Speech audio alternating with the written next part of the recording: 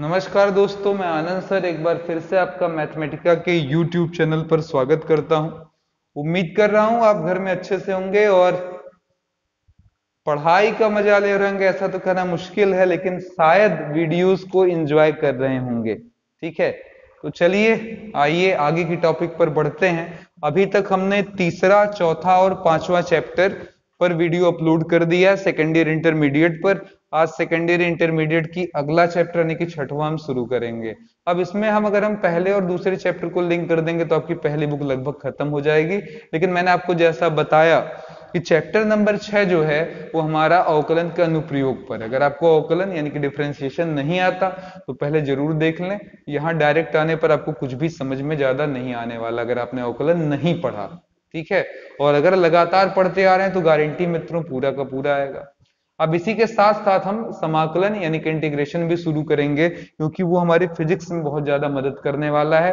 Physics में हमें बहुत सारी डेरिवेशन में इंटीग्रेशन का यानी कि समाकलन की आवश्यकता पड़ेगी, तो इसीलिए उसको भी हमारी मजबूरी होगी साथ ही साथ शुरू कर लेना। मतलब छठवां हम खत्म भी नहीं करेंगे, उसके साथ साथ ही सातवां भी पैरेलल लेकर चलेंगे। दोनों तरफ से एक्सरसाइज बढ़ती रहेंगी। तो चलिए ज्यादा बातचीत करने के बजाय चैप्टर नंबर 6 शुरू करते हैं। हेडिंग है हमारी अवकलन के अनुप्रयोग। अवकलन के अनुप्रयोग ये हमारा है, यानी कि अंग्रेजी में एप्लीकेशन ऑफ डेरिवेटिव। ठीक है, एप्लीकेशन ऑफ डेरिवेटिव, अवकलन के अनुप्रयोग। ठीक है, ये हमारी हेडिंग रही। अब आइए इसी पर परिचर्चा करेंगे हम। पहले थोड़ा कॉन्सेप्ट समझते हैं। एक लड़का है, ठीक है, पहले तो आप dy बाई डी एक्स भी समझ लें क्या होता है। ये होता है y में होने वाला चेंज किसके रिस्पेक्ट में, x। चेंज इन y, इसको नॉर्मली पढ़ना चाहिए, change in y with respect to x, यानी कि y में बदलाव की दर, बल्कि रेट ऑफ चेंज आप लिखना चाहिए, रेट ऑफ चेंज ऑफ। तो y में बदलाव की दर किसके सापेक्ष, x के सापेक्ष, ऐसे इसे लिखा जाएगा। y में बदलाव x के सापेक्ष, ऐसे इसे पढ़ा जाएगा। कोई प्रॉब्लम इसमें मुझे नहीं लगता। Rate of change in y with respect to x, ठीक है, इसे हम क्या लिखते हैं, dy बाई dx लिखते हैं। कोई प्रॉब्लम इसमें। अब यहां पर समझिएगा, अगर किसी ने कहीं कुछ और भी लिख दिया, जैसे da बाई dt लिख दिया, तो a का मतलब हो सकता है क्षेत्रफल यानी कि एरिया, और इसका मतलब समय। तो इसे आप क्या पढ़ेंगे, यानी कि क्षेत्रफल में होने वाला बदलाव किसके सापेक्ष, t के सापेक्ष। ठीक है, rate in change in area with respect to time. अब इस पर एक एग्जांपल लेते हैं। एक लड़का है, मुंह से गुब्बारा फुला रहा है, ठीक है। उसने पहले गुब्बारे में हवा पहले बिल्कुल नहीं थी, फिर धीरे धीरे धीरे धीरे धीरे देखिएगा जैसे जैसे समय बीत रहा है ये गुब्बारा बड़ा बड़ा बड़ा, ऐसा भी हो सकता फूट जाए, लेकिन मैंने फिलहाल बड़ा बड़ा बड़ा बना दिया।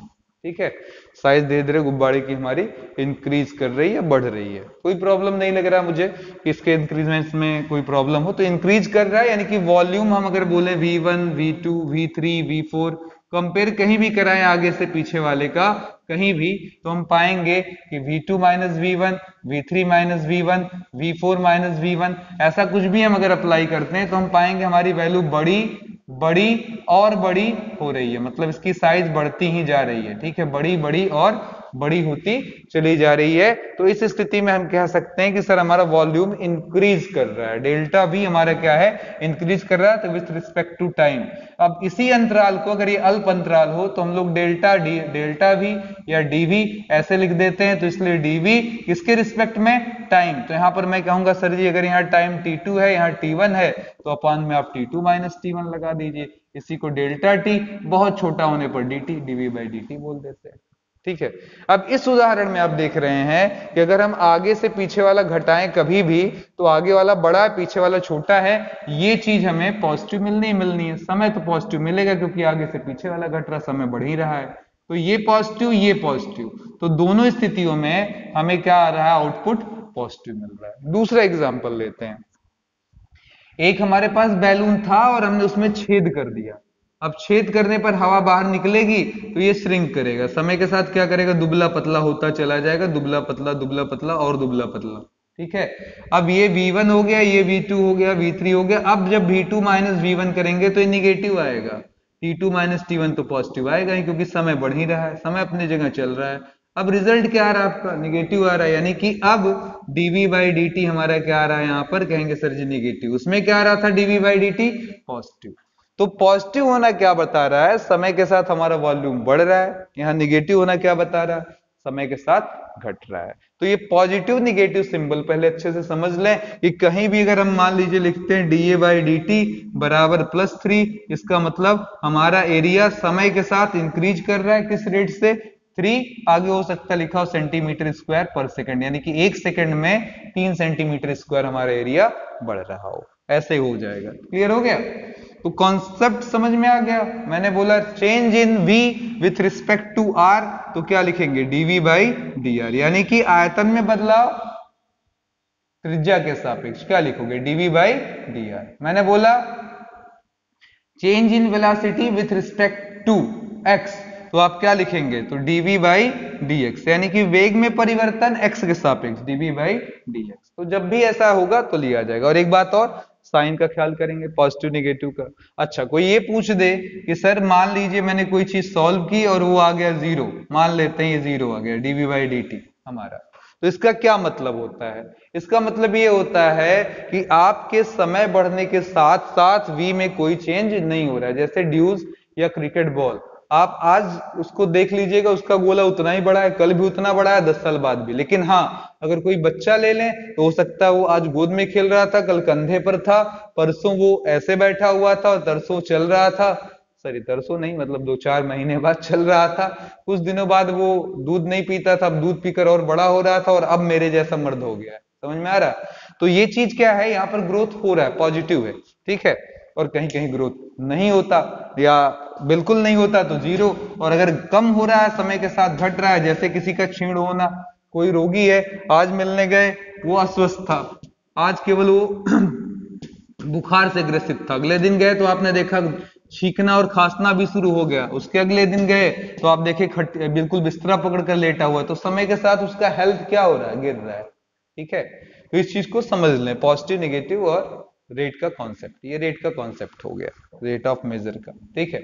अब सवाल की बात करें, सवाल बहुत आसान लगेंगे अगर आप थोड़ा सा ध्यान दे देंगे। आइए देखते हैं कि क्वेश्चन, पहले छोटे छोटे सवाल हैं कुछ हमारे पास जो दिए गए हमारे बुक्स में, उनको प्रारंभिक सवालों को लगाया जाए, मजा आने वाला है। क्वेश्चन देखिए क्या है, वृत्त के क्षेत्रफल में, वृत्त के क्षेत्रफल में परिवर्तन की दर, ठीक है, change in area of circle, इसकी त्रिज्या r के सापेक्ष ज्ञात करनी हो। तो सवाल देख लीजिएगा, एक्सरसाइज है 6.1, कह रहा है सर एरिया, एरिया को हम किससे दिखा दे, a से, रेडियस को किससे दिखा दे, r से, कहता है चेंज इन एरिया, यानी कि d, a में होने वाला बदलाव किसके सापेक्ष, r के, तो यहां पर नीचे क्या लगा देंगे, dr, rate of change of area with respect to r क्या होगा। पहला क्वेश्चन हमसे पूछा है जब r का मान कितना हो, 3, ठीक है। तो अब यहां पर ध्यान दीजिए, कितना इजी क्वेश्चन हमारे सामने पुटअप हो गया है। हम कहेंगे sir area of circle, area of circle, यानी कि हम कह सकते हैं कि सर हमारे वृत्त का क्षेत्रफल, हिंदी में क्या हुआ, वृत्त का क्षेत्रफल क्या होगा, तो जवाब होगा सर पाई r स्क्वायर, ये हो गया हमारा एरिया, सही है, एरिया बराबर पाई r स्क्वायर। अब इसको हम अगर डिफ्रेंशिएट कर दें तो क्या पाएंगे, पाई बाहर, d by D R of r square, pi ये क्या आ जाएगा 2r।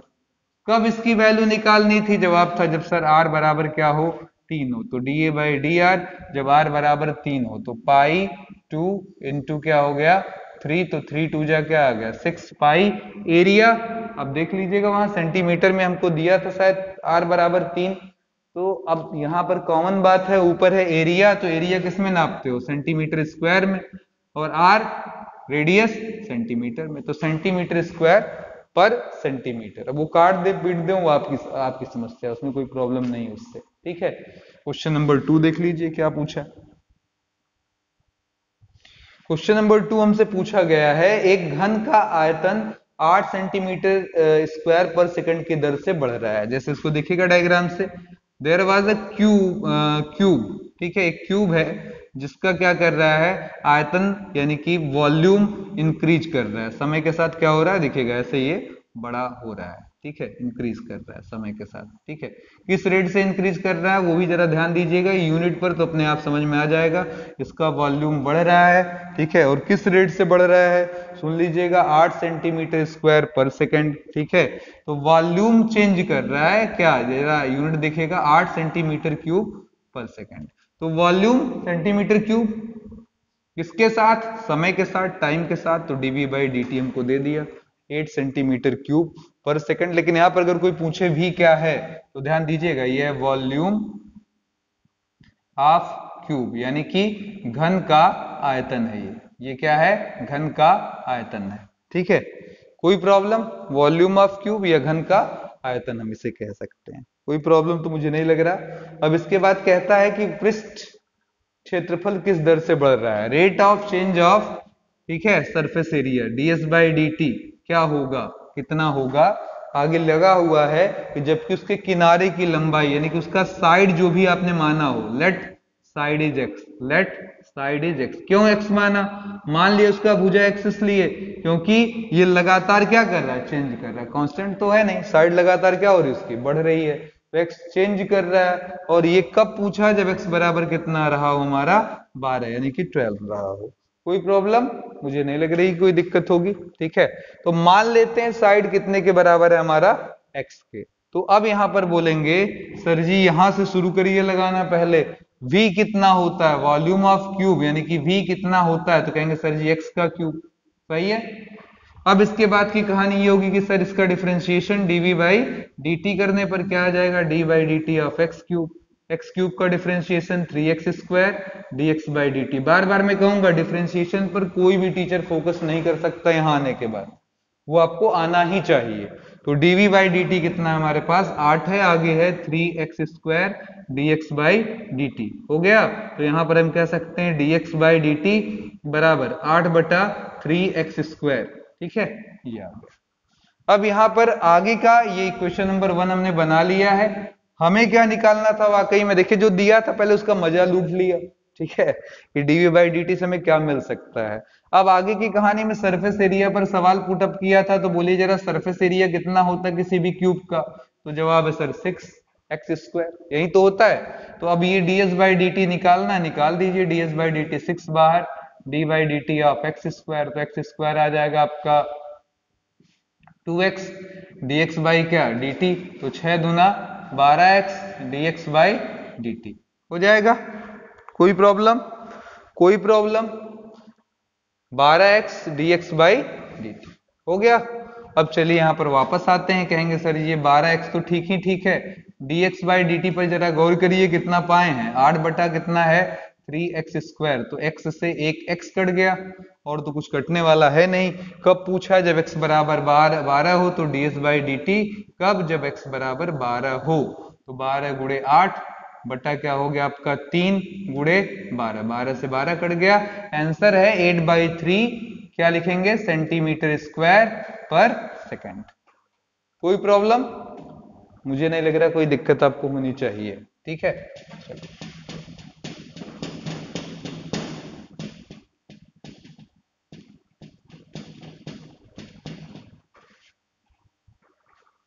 केवल कॉन्सेप्ट पकड़ लिया मित्रों तो जान लीजिएगा कि सारा काम हमारा आसान। अगला क्वेश्चन, एक वृत्त की त्रिज्या, एक वृत्त की त्रिज्या समान रूप से 3 सेंटीमीटर स्क्वायर पर सेकंड से बढ़ रही है। जरा ध्यान दीजिएगा, वृत्त की त्रिज्या, rate of change of radius, ठीक है, सेंटीमीटर, तो रेडियस बदल रहा है यानी कि डी आर, किसके साथ बदल रहा है, समय के साथ, मतलब डी टी, ये दे रखा है 3 सेंटीमीटर पर सेकंड। और यहां पर ध्यान दीजिएगा, it is radius of circle, circle का रेडियस है।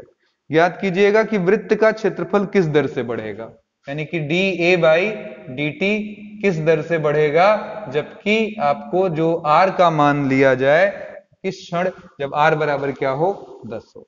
एकदम इजी नहीं, इजीएस्ट क्वेश्चन में बोल सकता हूं, क्योंकि D R by D T दे रख चुका है, एरिया कह रहा है, तो एरिया ऑफ सर्किल यानी कि वृत्त का क्षेत्रफल, ठीक है, एरिया ऑफ सर्किल यानी कि वृत्त का क्षेत्रफल हमारा कितना होता है मित्रों, तो जवाब है सर ये होता है पाई आर स्क्वायर। तो हम डी बाई डी टी कर दिए, आगे पाई बाहर, D by D T of क्या हो जाएगा आर स्क्वायर, पाई ये हो जाएगा 2r, आगे हो जाएगा D R by D T. तो बोलिए जरा D A by D T कितना आ जाएगा, तो जवाब होगा सर 2 पाई आर। और D R by D T कितना आएगा, तो जवाब होगा सर ऊपर देख लीजिएगा 3 है, तो ये आ जाएगा D A by D T बराबर 3 दूना 6 पाई आर। चलेगा। अब इसके बाद की कहानी ये रही कि sir D A by D T हमको मिल ही गया है, अब हमें ये D A by D T कब निकालना है, तो जवाब होगा जब आर बराबर क्या हो 10 हो। तो चलिए निकाल लें, 6 पाई आर की जगह 10 रख दिया। देखिए कितना आसान टॉपिक है, 60 पाई। ठीक है, तो काम इजीली हो सकता है ना। अब इस पर आप कम से कम क्वेश्चन नंबर 17 लगा सकते हैं एक। ठीक है, वृत्त पर काफी कुछ चर्चाएं हुई हैं, एक क्वेश्चन नंबर आप 17वां आराम से लगा सकते हैं, लगा लीजिएगा जरूर। ठीक है, एक और छोटी सी चर्चा कर लें तो एक और काम हो जाए हमारा। ठीक है, सीमांत आय। ठीक है, लिमिटिंग रेवेन्यू। ठीक है, कभी कभी हमसे पूछ लेता है सीमांत आय क्या होता है। ठीक है, तो ये बहुत ही आसान सी चीज है, ये भी रेट ऑफ मेजर पर ही आधारित एक छोटी सी डिफिनेशन मात्र है, जिसको जानने के बाद आप आराम से निकाल लेंगे। ठीक है, ये क्या होता है, आपने इंस्टेंटेनियस वेलोसिटी या हम इसको क्षणिक वेग कह सकते हैं, पिछले क्लास में पढ़ा होगा, वहां पढ़ाया गया होगा d v by d at specially किसी खास मूवमेंट पर अगर निकालें तो इसको हम क्षणिक वेग बोलते हैं। सॉरी, ये D S by D T, इसको हम क्षणिक वेग बोलते हैं। ठीक है, यानी कि विस्थापन में वो बदलाव समय के हिसाब से, यानी कि rate of change of displacement with respect to time, तो इसको हम लोग क्षणिक वेग बोलते हैं या इंस्टेंटेनियस वेलोसिटी। ठीक है, इसी सेम तर्ज पर यानी कि सेम इसी स्टाइल पर अगर किसी भी कंपनी का या किसी का भी हमें पूरा रेवेन्यू पता हो, कितना रुपया उसको कुल उसका रुपए का समीकरण क्या है एक्स उत्पाद बेचने के बाद, तो किसी खास समय पर किसी खास ईयर पर अगर हम उससे पूछ लें कि सर ये बताओ D R by d x यानी कि रेट ऑफ चेंज उस साल कितना था, जैसे कोई कंपनी 10 साल पुरानी हो गई, हमने पूछा बताओ 5वें साल आपका सर रेट की यानी कि वृद्धि करने की दर क्या रही होगी, तो आप D R by d x कर देंगे और x बराबर 5 रख देंगे। हमने पूछा सर जी 10वें साल, तो आप 10 रख देंगे, 15 रख देंगे, जब भी पूछेंगे जितने साल बाद वो रख कर निकाल लेंगे। इसी को हम लोग सीमांत आय कहते हैं। क्या कहते हैं? सीमांत आय। ठीक है, सीमांत आय, लिमिटिंग रेवेन्यू, लिमिटिंग रेवेन्यू। ठीक है, ये कह सकते हैं। अब इसी पर देखिए एकदम सीधे सीधे, ये बोर्ड में आजकल कॉमनली क्वेश्चन बन चुका है हमारे लिए। ठीक है, रेगुलरली हमसे पूछा जा रहा है। सेम इसी पर 18 और 15 आप लगा सकते हैं, जिसमें दिया हुआ है हमको आर एक्स का मतलब आप समझ ही गए होंगे अब कि पूरे वर्ष में जितनी कमाई हमारी हुई इस पर है, और क्वेश्चन हमसे पूछ रहा है कि सीमांत आय कितना होगा जब x बराबर 5 हो। तो जब सीमांत आय आपने पढ़ लिया तो समझ गए हैं कि इसका x के रिस्पेक्ट में डिफरेंशिएशन और x के जगह क्या रखना है, हमको 15 लेना है। ये क्वेश्चन है हमारा। ठीक है, तो चलिए लगाया जाए। लगाना भी क्या है आप जान ही रहे हैं, एकदम इजी क्वेश्चन है। इसको डिफरेंशिएट कीजिए और लिमिट उठाकर रख दीजिए। तो चलिए डिफरेंशिएट किया जाए। तो d by d x of r x कर लिया, कितना आ जाएगा 3 2 जा 6x 36, 5 का क्या आ जाएगा 0। ठीक है, अब इसके बाद क्या होगा हमारा D R x by d x. ठीक है, कब? जब x बराबर 15 हो। तो 6 इंटू 15 प्लस 36, 15 छक्का 90, 90 में 36 जोड़ देंगे 126, 126 आ जाएगा, काम खत्म। अब जो भी यूनिट दिया हो यूनिट उठाकर लिखा ही जा सकता है। मुझे लगता है ये काम काफी आसान रहा आपके लिए। ठीक है, अब चलते हैं हम लोग वापस, फिर से बैक गियर लगाते हैं, पीछे के क्वेश्चन पर चले आते हैं। ये आपका 15 16 17 18 का हिसाब किताब हुआ है ना।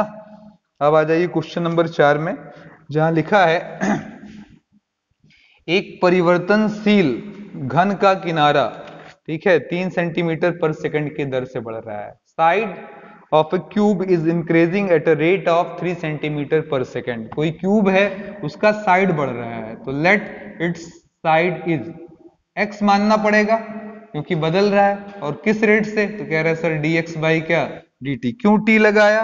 आगे यूनिट पढ़ लीजिए, 3 सेंटीमीटर पर सेकंड। r में या उसके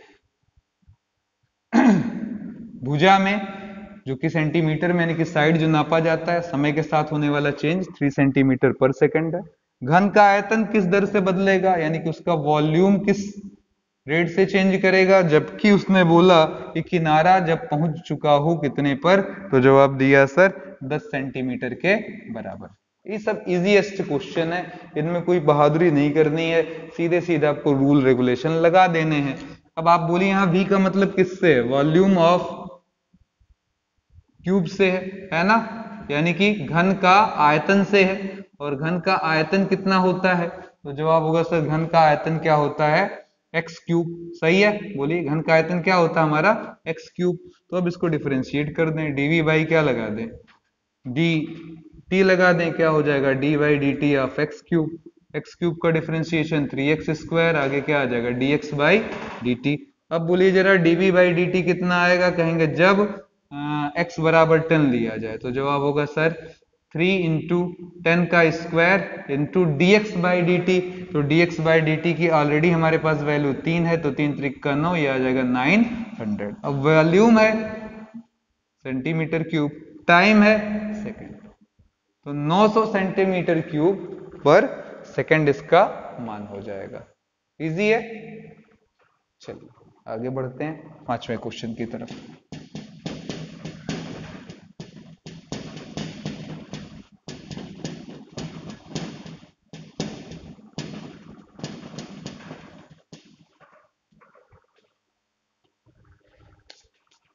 अगला क्वेश्चन है हमारा, स्थिर झील में एक पत्थर डाला गया। ठीक है, यहां पर ध्यान से देखिएगा, कोई झील है, इसमें हमने पत्थर डाला। पत्थर डालने पर आप जानते हैं उसमें क्या बनता है? ऐसे ट्रफ एंड क्रस्ट, रिंग और गर्त बनता है। ठीक है, और इस तरीके से हमारे पास तरंगे उत्पन्न हो जाती है, अनुप्रस्थ। ठीक है, अब लिखा हुआ है 5वां, एक स्थिर झील में एक पत्थर डाला गया और तरंगे वृत्त के रूप में लगातार चल रही है, इंक्रीज कर रही है। देखिएगा ये इसमें लगातार त्रिज्या बढ़ रही है, और किस रेट से बढ़ रही है? 5 सेंटीमीटर पर सेकंड। अब ये वेग बोल रहा है, यानी कि वेलोसिटी बोल रहा है। वेलोसिटी क्या होती है आपके हिसाब से? ds by D t. बोलिएगा जरा, ds बाई क्या? D t. यही तो होता है वेलोसिटी, पढ़ते आए बचपन से, change in displacement with respect to time. अब यहाँ s का मतलब क्या है? इसी रेडियस से, ये छोटा, ये थोड़ा और बड़ा, ये थोड़ा और बड़ा, तो यहाँ D R by D T भी कह सकते हैं। अब इसका शेप कैसा होता है तो आप जान रही है, जो तरंगे बन रही हैं वृत्ताकार बन रही हैं। तो क्वेश्चन हमसे पूछ रहा है कि ये वृत्ताकार तरंगों की त्रिज्या जब 8 है, तो उस क्षण गिरा हुआ क्षेत्रफल किस दर से बढ़ रहा होगा? यानी कि D A by D T क्या होगा जब r की वैल्यू 8 हो चुकी होगी, मतलब ये बढ़ते बढ़ते इसकी साइज कितनी हो? 8। उस समय आपका एरिया में होने वाला चेंज किस रिस्पेक्ट से बढ़ रहा होगा। ठीक है, तो चलिए जरा, एरिया किसी भी सर्किल का आप सब खूब जान रहे हैं, पाई आर स्क्वायर। तो फिर इसको डिफरेंशिएट कर दिया, D A by D T लगाकर, क्या आ जाएगा? पाई बाहर, इसका क्या आ जाएगा? 2r, आगे क्या लगा देंगे? D R by D T. अब बोलिए जरा, D A by D T कब पता करना था? जब r की वैल्यू कितनी हो? 8 हो। तो ये पाई रहा, 2 रहा, 8 रहा, D R by D T की जगह कितना रखने वाले हैं हम? तो जवाब है सर 5। तो 5 दूना 10, 10 अठे 80, 80 पाई सेंटीमीटर स्क्वायर पर सेकंड। इजी है, इजी है, पक्का इजी लगेगा मेरे दोस्त। अगर आपका कोई छोटा भाई वाई हो भाई, तो उसे भी बता दीजिएगा, क्योंकि फर्स्ट ईयर हाई स्कूल सब कुछ वीडियो सबके शुरू हो चुके हैं। आपके लिए भी एक्स्ट्रा जानकारी है कि फिजिक्स के भी वीडियो अपलोड हो रहे हैं। अगर आपने ना देखे हो तो प्लीज उसको एक बार क्या कहते हैं उसका एक बार जांच पड़ताल कर कर देखें कि कैसा बना है, और बताएं क्या होगा क्या नहीं होगा। ठीक है, तो देख लें जरा और बताइएगा अपना व्यूज। हमने इस समय 9 सेक्शन पर हम लोग के वीडियो अपलोड हो रहे हैं। जानकारी के लिए आपको, पॉलिटेक्निक मैथ, पॉलिटेक्निक फिजिक्स, उसमें जल्दी ही केमिस्ट्री भी अपलोड होने वाली है पॉलिटेक्निक की, और इसके अलावा इंटरमीडिएट मैथ, इंटरमीडिएट फिजिक्स जो कि मैं ही पढ़ा रहा हूँ आपका, और इसके अलावा आपका high school math, high school physics वो भी चल रही है। ठीक है, उसमें भी केमिस्ट्री सेक्शन जुड़ जाएगा। फर्स्ट ईयर सेकेंड ईयर में केवल हम केमिस्ट्री सेक्शन नहीं जोड़ रहे हैं, बाकी सारे सेक्शन पर हमारे काम चल रहे हैं, और सारे वीडियोस मैं ही बना रहा हूं। 9 सेक्शन पर अपने यूपीटीयू पर भी कुछ वीडियोस डाली गई हैं लिमिट पर। अगर आप लिमिट के अच्छे विद्वान हैं तो जरूर वो वीडियो देखें। 6 वीडियो हैं, लाजवाब वीडियो बने हुए हैं, और वैसी चीजें शायद ही आपको कहीं एलन या कोटा या कहीं भी घूमने पर मिल पाए, इसकी पूर्ण रूप से गारंटी है। ठीक है, चलिए आगे चलते हैं, क्वेश्चन नंबर 7 पर आते हैं। छठवां मैंने वृत्त पर है, आपके लिए एक छोड़ दिया है, कि आप खुद ट्राई करिएगा। सुनिए जरा क्या क्वेश्चन है। एक आयत की लंबाइयां, यानी कि एक rectangle, there was an rectangle, ठीक है। अब ये जो है उसका लेंथ इंक्रीज कर रहा है। बोलता है कि सर एक आयत की लंबाइयां 5 सेंटीमीटर पर, सॉरी घट रहा है, ये घट रहा है, इस अंदर की तरफ धस रहा है, ठीक है। तो ये कैसे हो रहा है? 5 सेंटीमीटर प्रति मिनट की दर से ऐसा हो रहा है, ठीक है। और जबकि अगर मैं बात करूं इसके आगे की, तो वहां पर लिखा हुआ है कि हमारा जो चौड़ाई है वो 4 सेंटीमीटर पर सेकंड से, पर मिनट से बढ़ रहा है। तो ये हमारा इंक्रीज कर रहा है, कैसे? 4 सेंटीमीटर पर मिनट से, ठीक है। अब क्वेश्चन ये पूछ रहा है कि जब x 8 और y 6 हो, ठीक है, x का मतलब लंबाई से, चौड़ाई का मतलब y से, तो कहता है वेन, यानी कि जब x 8 और y 6 है, तब पहला सवाल ये है हमारा कि ये बताइए कि आपके परिमाप में चेंज जो होगा वो किस दर से, यानी कि dp बाई dt आपका किस दर से चेंज हो रहा होगा। और दूसरा क्वेश्चन ये कहता है कि आपके एरिया में किस रेट से चेंज हो रहा होगा। सही है, आपके एरिया में किस रेट से चेंज हो रहा होगा, यानी कि dA बाई dt की वैल्यू क्या आ रही होगी, ये पूछ रहा है ना। आसान है, चलिए लगाते हैं इसको।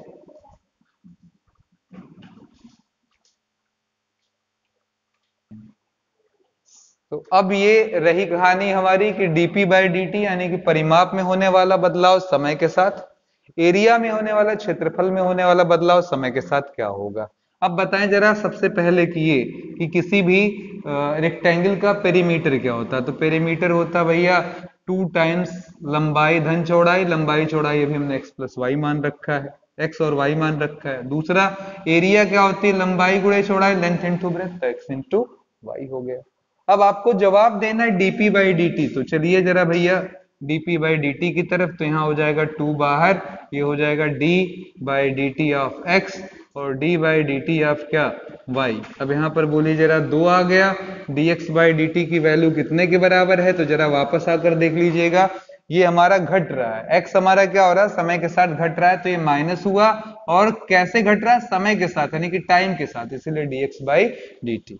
इधर देखिएगा ये y हमारा इंक्रीज कर रहा है, तो बोलिएगा जरा यहाँ पर क्या हो जाएगा? तो dy बाई dt और प्लस लगकर 4 सेंटीमीटर पर मिनट, ऐसे हो जाएगा, ठीक है। तो अब आइए यहाँ डिस्कशन करते हैं, समाधान देखते हैं। dx बाई dt की वैल्यू कितनी है हमारे पास? तो जवाब है सर -5। dy बाई dt की वैल्यू कितनी है? 4, तो 2 गुणे -1, आंसर कितना आ जाएगा? -2। और पेरीमीटर है तो लेंथ में आएगा, तो यानी कि सेंटीमीटर पर सेकंड, ठीक है, सॉरी पर मिनट, मिनट में है टाइम, तो पर मिनट। आगे चलते हैं। a बराबर x इंटू वाई दिया हुआ है, तो इसका मतलब ये हुआ, इसको डिफ्रेंशिएट कर दिया जाए, तो d बाई डी t लगा दिया यहाँ एरिया के लिए। ये u इंटू वी का काम करेगा, u इंटू वी में क्या होगा? x हमारा बाहर, y का डिफ्रेंशिएशन, ठीक है, फिर y हमारा बाहर, x का डिफ्रेंशिएशन, इस तरीके से हो जाएगा। तो आप कहेंगे सर जी अब क्या करें? तो कहेंगे सर जी इसमें वैल्यू रखने की गुंजाइश है। देखिए पिछले वाले में बहुत लोग कहेंगे सर जी आपने वैल्यू नहीं रखी, तो रखने की गुंजाइश ही नहीं थी, क्योंकि x और y कहीं बचा नहीं था हमारे पास। तो अब हमें x बराबर 8 और y बराबर 6 लेना है, तो यहाँ 8 लिया। dy बाई dt देख लीजिए जरा कितना दिया हुआ है, तो जवाब है dy बाई dt हमारा 4 है। फिर क्या सर जी y कितना है? तो जवाब है सर y हमारा है 6 के बराबर, और dx बाई dt कितना है हमारा? -5 के बराबर, ठीक है। 8 चौका 32, 6 पंजे 30, कितना आ रहा है? 2 निकल कर आ रहा है। और आगे आप लगा सकते हैं सेंटीमीटर स्क्वायर प्रति मिनट, ये हो जाएगा आपका, ठीक है। तो इस तरीके से हमें आराम से समाधान मिल जा रहा है क्वेश्चन नंबर 7 का, ठीक है। चलिए क्वेश्चन नंबर 8 की तरफ।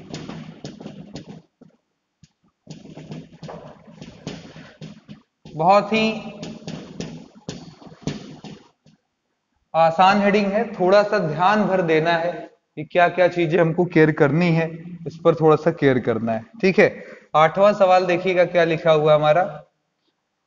एक गुब्बारा जो सदैव गोलाकार रहता, मतलब उसके साथ कोई भी जाति करते हैं वो उस गोल होना नहीं छोड़ता, ठीक है, ऑलवेज स्फेरिकल।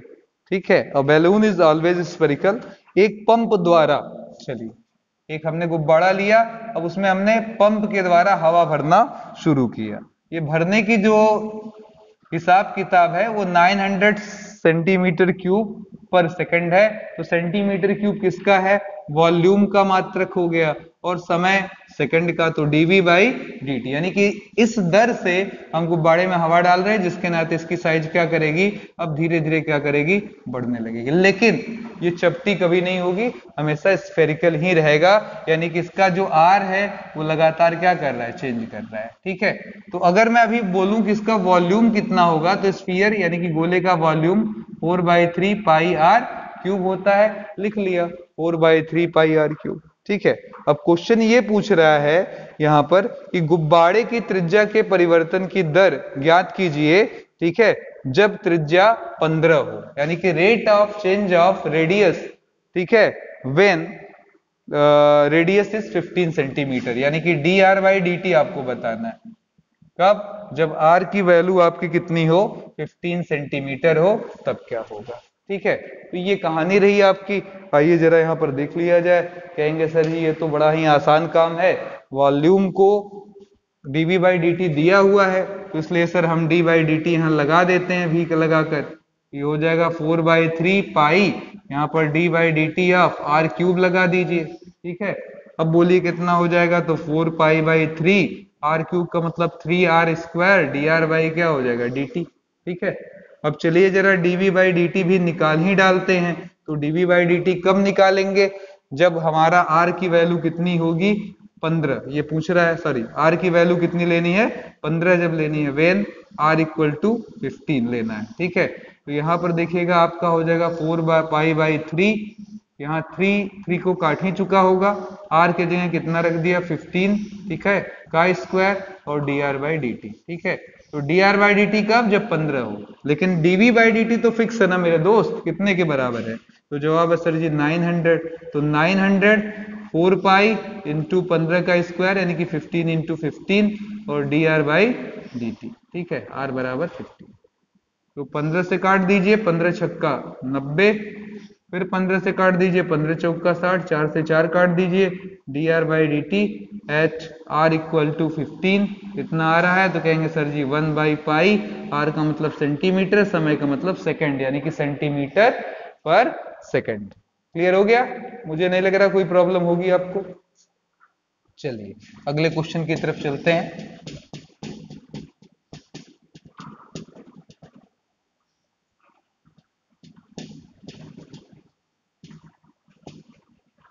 Question number 10। ठीक है, आइए देखते हैं। बहुत उम्दा सवाल, very very important question, board में रेगुलर हमसे पूछा जाता है, काफी महत्वपूर्ण है। एक 5 सेंटीमीटर लंबी सीढ़ी, ठीक है, एक 5 मीटर लंबी सीढ़ी दीवार से टिकाकर ऐसे खड़ी कर दी गई है। ठीक है, कितना लंबाई है इसकी, 5 मीटर है। ठीक है, इसको खड़ा कर दिया गया है। अब इसके आगे कहता है सीढ़ी का नीचे का सिरा जमीन के अंदिश दीवार से दूर, इसे दीवार से दूर खींचा जा रहा है। यहाँ पर कुछ मान लेते हैं, पहले प्रारंभ में ये x रहा हो, ये y रहा हो, क्योंकि लगातार बदलेगा। जब इसको खींचेंगे तो x का मान इंक्रीज करेगा, y का मान डिक्रीज करेगा। तो इसको हम खींच रहे हैं तो x की वैल्यू हमारी बढ़ रही है। क्या लिखा हुआ है कि आपका ये जो दीवार से दूर खींचा जा रहा है उसमें क्या आ रहा है वैल्यू, dx बाई dt बराबर +2, आगे लिखा हुआ सेंटीमीटर पर सेकंड। उधर चलते हैं, ऊपर की तरफ जरा झांक लेते हैं, तो लिखा है दीवार पर किस दर से उसकी ऊंचाई गिर रही होगी। ठीक है, ये किस दर से गिर रही होगी, यानी कि y का मान कितना कम हो रहा होगा, जब, क्वेश्चन को ध्यान दीजिएगा, जब सिरा दीवार से 4 मीटर दूर है। सिरा का मतलब क्या, ये सीढ़ी का सिरा, यानी कि x की वैल्यू जब कितनी है, 4। ये जब डिस्टेंस, ये दूरी जब सीढ़ी की यहां से 4 मीटर की दूरी पर है, उस समय आपका y का मान क्या आएगा। ठीक है, अब यहाँ पर एक रिलेशन चाहिए, जैसा कि अभी तक मिलता रहा। आप ध्यान दीजिए, सीढ़ी कहीं भी गिर जाए, किसी भी समय, किसी भी क्षण लिया जाए, आप जान रहे हैं सीढ़ी के लिए हमारा आंसर हमेशा यही होगा कि ये 5 ही आएगा सर, भले x y चेंज करता है। तो x y नाम भी दिया मैंने। अब ये अगर आप गौर करिए तो एक समकोणीय त्रिभुज यानी कि राइट एंगल ट्रायंगल बन रहा है, जिसमें कर्ण का वर्ग यानी कि 5 का वर्ग शेष दोनों भुजाओं के वर्गों का योग आएगा, इसमें कोई डाउट। और हर पल हर क्षण ये इस इक्वेशन को फॉलो भी करेगा, मतलब x आप रखेंगे y मिल जाएगा, y रखेंगे इससे x भी मिलता रहेगा, इसमें कोई संदेह नहीं। अब हमें निकालना है dx बाई डी टी, तो इससे अच्छा बहाना क्या होगा निकालने का।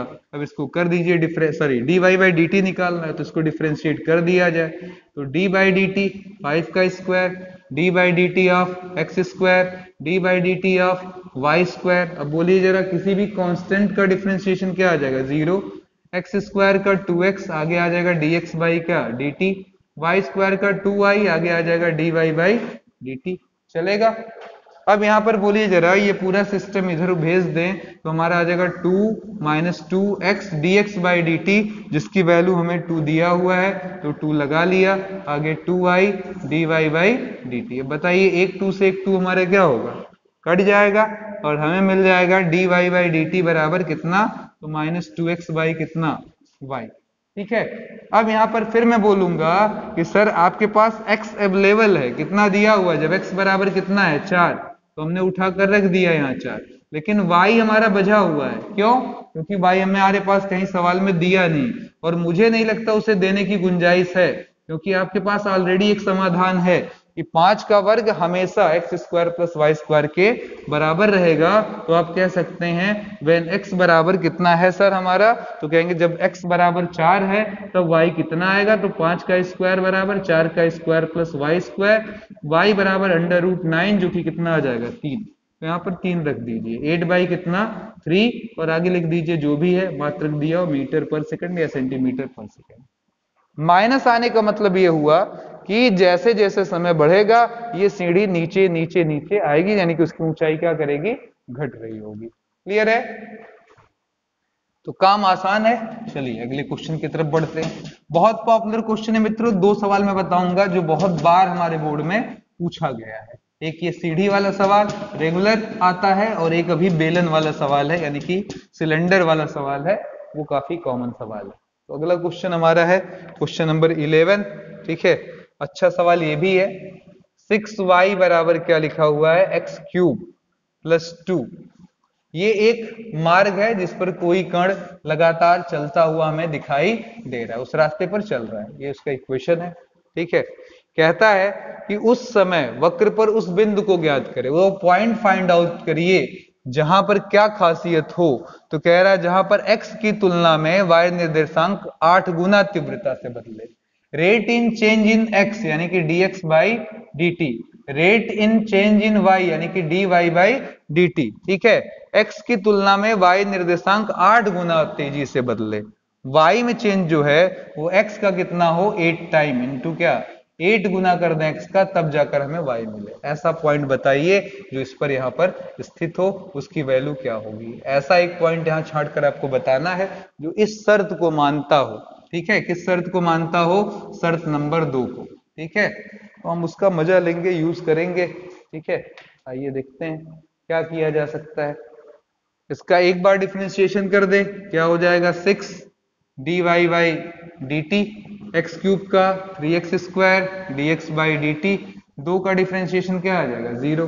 कितना आसान काम है बोलिए जरा, dy बाई dt के जगह आप चाहें तो 8 इंटू dx बाई dt रख दीजिए, ठीक है।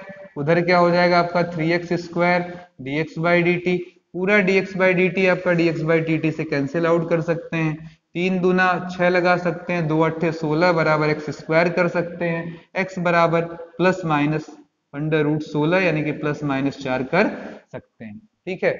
y निकालना है तो y के लिए बोलिएगा आपके पास दो आपके पास ऑप्शन है, 6y बराबर एक्स क्यूब प्लस 2 या 6y बराबर एक्स क्यूब प्लस 2 में आप ये वैल्यू उठाकर रख दें। अगर आप x बराबर 4 लेते हैं तब क्या आ जाएगा, तो जवाब होगा 6y बराबर 4 का क्यूब प्लस 2, यानी कि 4 का क्यूब हो गया, 4 चौका 16, चौका 64, 64 और 2 66, 66 के नीचे 6 लगाया 11 आ गया। फिर यहाँ पर y बराबर पूछा क्या आ जाएगा, तो कहेंगे सर जी y की वैल्यू आ जाएगी 4 का क्यूब प्लस 2, नीचे क्या लग जाएगा 6, तो 4 चौका 16, 16 चौका 64, 2 66, ठीक है। 1 मिनट, यहाँ एक गलती हो रही है, यहाँ पर x बराबर -4 लेना है ना। तो ये आ जाएगा आपका -64 में से 2 गया, -62/6, 2 से काट दीजिए 3 बार में 31 बार में, यानी कि हमारे पास दो ऐसे पॉइंट हैं, एक है 4, 11 और दूसरा का हमारा ऑप्शन है -4, -31/3। ये दो आंसर हम अपने लिए रख सकते हैं। कोई प्रॉब्लम इसमें मुझे नहीं लगता कोई होना चाहिए, आराम से आपके समझ में आ जाना चाहिए।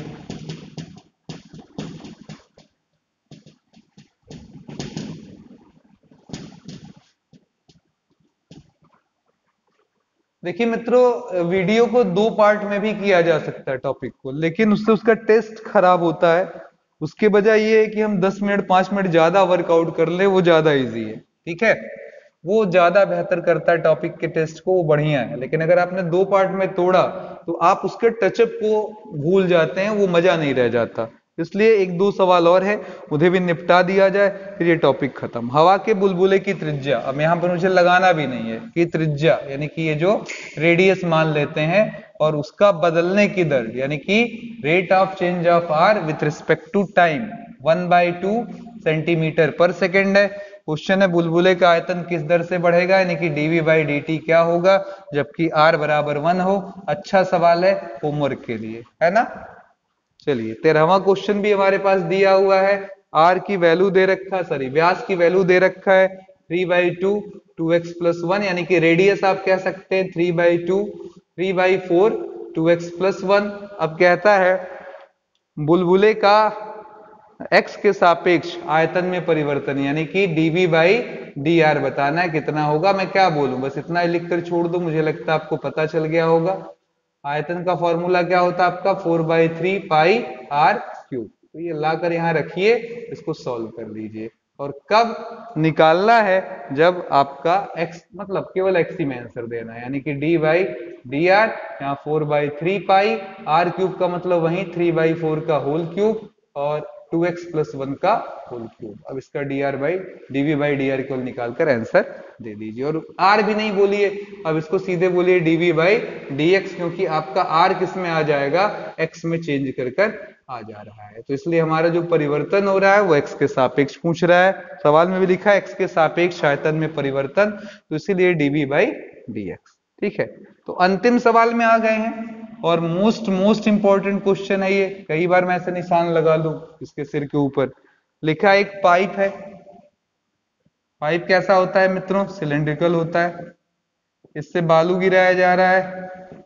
बालू के गिरने की जो दर है 12 सेंटीमीटर क्यूब पर सेकेंड है। ठीक है, 12 सेंटीमीटर क्यूब पर सेकेंड है।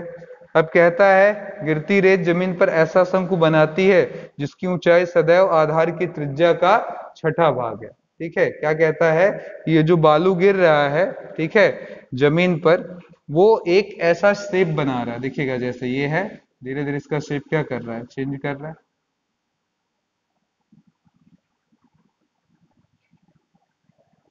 इस तरीके से। ठीक है, अब कहता है ऐसा शंकु बनाता है इसकी ऊंचाई सदैव आधार की त्रिज्या का 6ठा भाग है, 1/6 है। तो यहाँ पर देखिएगा जरा, ये रहा हमारा रेडियस, ठीक है, और ये रहा हाइट। इनमें एक संबंध दे रखा है r और h में। वो क्या कहता है कि उसके आधार की ऊंचाई आधार के त्रिज्या का 6ठा भाग है। r बराबर h बराबर r/ क्या है, 6 है, त्रिज्या का 6ठा भाग है।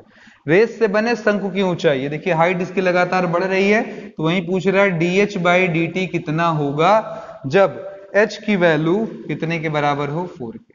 ठीक है, चलिए एक बार मैं थोड़ा सा सिस्टमेटिकली आपको समझा दूं, ठीक है, कि क्या हो रहा है। एक पाइप लिया गया, उस पाइप से हम पूर कर रहे हैं, बालू गिरा रहे हैं। ये बालू नीचे कोनिकल शेप में यानी कि शंकु के शेप में ये लगातार अपने आप को इंक्रीज कर रहा है। ये त्रिज्या कितनी है, r है, ऊंचाई कितनी है, r/ क्या है, 6 है। ठीक है, अब यहाँ पर मामला ये है, कहता है dh/dt क्या होगा जबकि h की वैल्यू कितनी है, 4 है। ठीक है, तो यहाँ पर काम आसान है, dh/dt क्या है, h बराबर 4 के लिए हमको सॉल्व करना है। तो आ जाइए यहाँ पर क्या करेंगे, हम कहेंगे सर यहाँ पर जो हमारा सवाल है उसमें अगर हम केयर करें, हम अगर केयर करें तो यहाँ पर हमारे पास एक बेलन है, कहेंगे बिल्कुल है, या वहां से गिर रहा है, यानी कि वॉल्यूम, यही पूरा वॉल्यूम ऑफ सैंड है, यानी कि पूरे बालू का वॉल्यूम है। और वॉल्यूम ऑफ सैंड जो गिर रहा है वो यहां से गिरने के बाद किस शेप में आ जा रहा है, कोन के। तो वो जो वॉल्यूम ऑफ सैंड है वो वॉल्यूम ऑफ कोन के बराबर होगा, सही है।